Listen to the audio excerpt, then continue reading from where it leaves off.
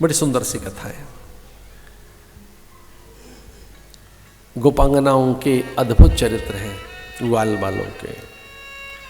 अनेक असुरों का नाश और कंस अपनी कुटिलता से, हिंसक वृत्तियों से, अपने षड्यंत्रों से, अपनी पैशाचिक नैशाचरी वृत्तियों से अथवा अपनी अधमता से कृष्ण को पा नहीं सका, कृष्ण को देख नहीं सका। इसलिए अक्रूर का आह्वान किया, अपने चतुर, गुणी, विद्वान, नीतिज्ञ, धर्मात्मा विदुर का आश्रय लिया। विदुर से कहा कंस ने कि मैंने अनेक षड्यंत्र बुने, अनेक बार मैंने कृष्ण की हत्या के अनेक यत्न किए, मेरे सारे असुर, निशाचर, सभी राक्षस मारे गए। मैं जानता हूँ बड़ा बलवान है, बुद्धिमान है, नीतिज्ञ है, वो स्वयं बड़ा समर्थ है, लेकिन एक भी पल ऐसा नहीं जब मैं उसे भुला पाता हूँ। हर पल वो मेरे मस्तक में मृत्यु बनकर एक ऐसा भयानक विचार बना रहता है। मेरे भीतर एक निरंतर वो मृत्यु का विचार, वो कृष्ण मेरा काल है और वो निरंतर मुझे भयभीत करता है।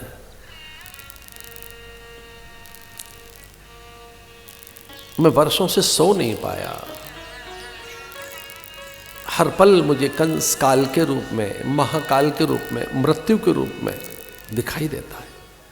मैंने देवकी के 6 पुत्रों की हत्याएं की हैं। मैंने कूट, शल, तोशल, चाडूर, मुष्टिक अपने दुष्ट मित्रों के कारण इस धरती पर बड़े उत्पात किए। मैं एक और अवसर लेना चाहता हूं कि मैं मल्ल विद्या में उसे आमंत्रित करूं। अपनी कुटिलता से कुचक्र कर मैं सभी योद्धाओं का एक व्यूह रचना कर उसे घेर लूं।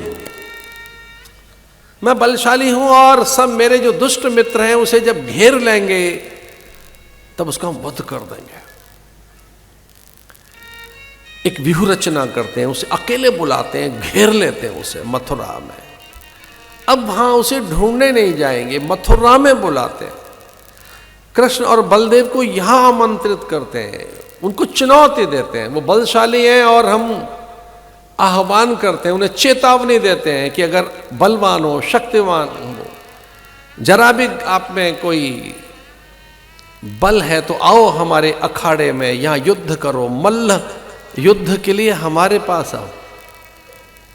तो उसे उकसाते हुए वो वीर है और ऐसे हम यहां एक षड्यंत्र के कारण उसकी हत्या कर देंगे, यहां बुलाते हैं उसे। अक्रूर जी रथ लेकर गए ब्रज में और समूचे ब्रज को बोध हो गया कि अब कृष्ण यहां से चले जाएंगे।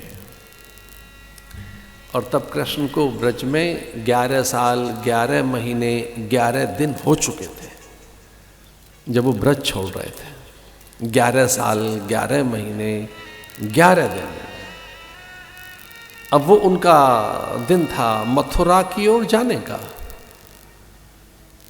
उस दुष्ट के आह्वान और निमंत्रण को स्वीकार किया कृष्ण बलदेव ने। चलते हैं, उसकी सारी व्यूह रचनाओं को ध्वस्त करते हैं। लेकिन मथुरा में तो अद्भुत उत्सव है।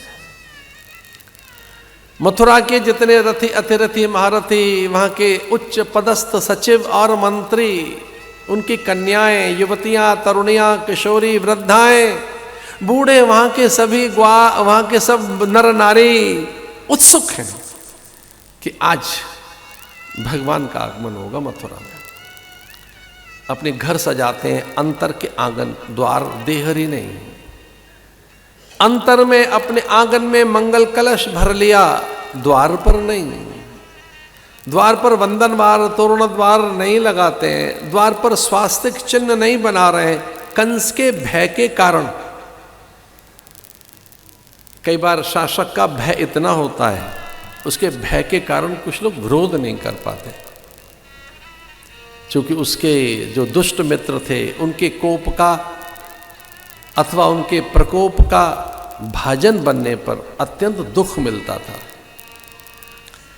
इस प्रसादा शिखरारूढ़ा प्रीत्युत्फुल्ल मुखाम्बुजा, संपूर्ण मथुरा आनंदित है, आह्लादित है, कृष्ण का आगमन हो रहा है। एक निकली जिसने दुस्साहस किया, उसने कहा भले ही कृष्ण, भले ही कंस मेरे प्राण ले ले, मेरे प्रत्येक अंग को चीर कर वो हिंसक पशुओं को डाल दे, मैं आरती करूंगी कृष्ण की, मैं दीपदान करूंगी।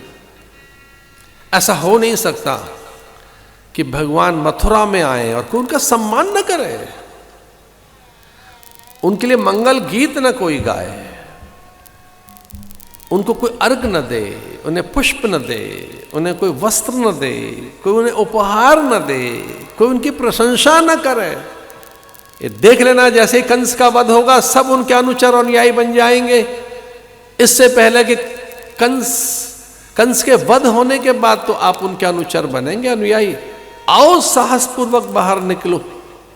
इसलिए वो चंदन घिसने वाली कृष्ण कंस की सेविका सैरंध्री, वो दासी जो कई जगह से टेढ़ी थी बेचारी, उसके बताए गए का रूप अच्छा वैसा था, वो अधिक रूपसी नहीं थी, लेकिन अंदर से भक्ति के कारण वो बड़ी तेजस्विनी थी। और भगवान जैसे ही मथुरा में प्रवेश करते हैं, कुबड़ी का चंदन लेकर और उसे अप्सरा जैसा रूप प्रदान कर दिया। अप्सरा जैसा वे उर्वशी, मेनका, रंभा, तिलोत्तमा आदि लज्जित हो गई। कभी कभी व्यक्ति के विचार इतने बड़े होते हैं कि वो सब पर छा जाता है। व्यक्ति का चरित्र, उसका शील संयम, उसके भीतर में एक अद्भुत भद्रता, व्यक्ति का अलौकिक व्यवहार। ध्यान रखना, रूपवान व्यक्ति जब तक नहीं बोल रहा है तब तक नहीं पता लगता उसका, लेकिन जैसे बोलता है तो उसकी असभ्यता, अशिष्टता का तो पता लग ही जाता है। रूप कुछ देर तक ठहरता है, बाकी तो वाणी, व्यवहार, विचार, सारोकार, आपकी वृत्तियां, आपका चरित्र, आपका आचरण, आपकी ज्ञान निष्ठा, आपकी सैद्धांतिक मान्यताएं, अथवा तो आपका अंतर का चरित्र ही है जो दूसरों को बताता है कि आप कौन हैं। सब खड़े हो गए।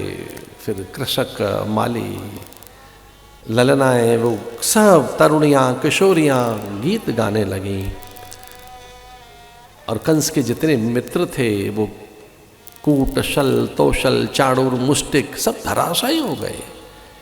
वे भयानक, सब के सब दुष्ट जो थे वे सब के सब तेजहीन, गुणहीन, श्रीहीन हो गए। जैसे सूर्य आता है तो फिर तारे दिखते कहाँ हैं? हुए आकाश में तो हैं ही, जब सूर्य नहीं होगा तब वो दिखेंगे। आकाश में तारे तो जस के तस हैं, कहीं चले नहीं गए, वहीं पर हैं, पर चूंकि सूर्य है इसलिए तारे दिख नहीं रहे। कंस ने देखा था भगवान को, भयभीत हो गया था। हमारे पाप ही हमारा नाश कर देते हैं, हमारे ही संशय, हमारा ही अज्ञान, हमारी मूढ़ता, हमारी दुष्टता, हमारे भीतर की हे और वैसी वृत्तियां, वही तो हमारा नाश करती हैं, कोई दूसरा कभी नहीं करता। गीता कहती है संशय आत्मा विनश्यति, जो संशय है वही तो हमारा नाश करते हैं। हमारे पाप तो हमें खा जाते हैं। व्यक्ति को छोटा और बहुत अधिक भयभीत उसके पाप ही तो उसे करते हैं। जो नहीं चाहते कि प्रकाशित हों, उजागर हों, पाप कहाँ चाहता है कि वो प्रकट हो?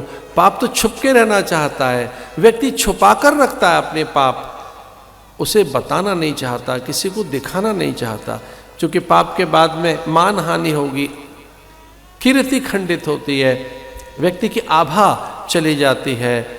और जब व्यक्ति की आभा ही नहीं रही, कीर्ति नहीं रही, उसका यश अगर खो जाता है तो व्यक्ति की मृत्यु ही तो है कि जब यश ही चला गया।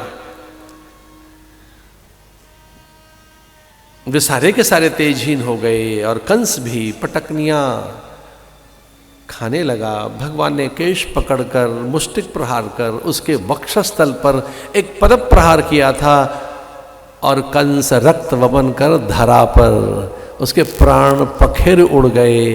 अंबर से पुष्प बिखरने लगे, देवता गान करने लगे, अप्सराएं नृत्य करने लगी और पूरी धरती पर उत्सव। फिर हर मथुरा का घर सज गया और हर घर से आरती के थाल। कृष्ण तेरी जय हो विजय हो, माधव तेरी जय हो, ऐसे जय जयकार करने लगे। वसुदेव सुतम देवम कंसचाणूरमर्दनम देवकी परमानंदम कृष्णम वंदे जगद गुरु। उन्हें गुरु कहकर, आचार्य कहकर, भगवान कहकर उनकी वंदना करने लगे। नमो ब्रह्मण्य देवाय गौ ब्राह्मण हिताय च जगद्यताय कृष्णाय गोविंदाय नमो नमः।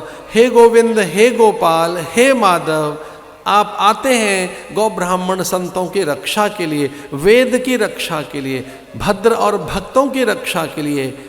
परित्राणाय साधूनाम विनाशाय च दुष्कृताम, ऐसा कहकर भक्त उनकी वंदना करने लगे।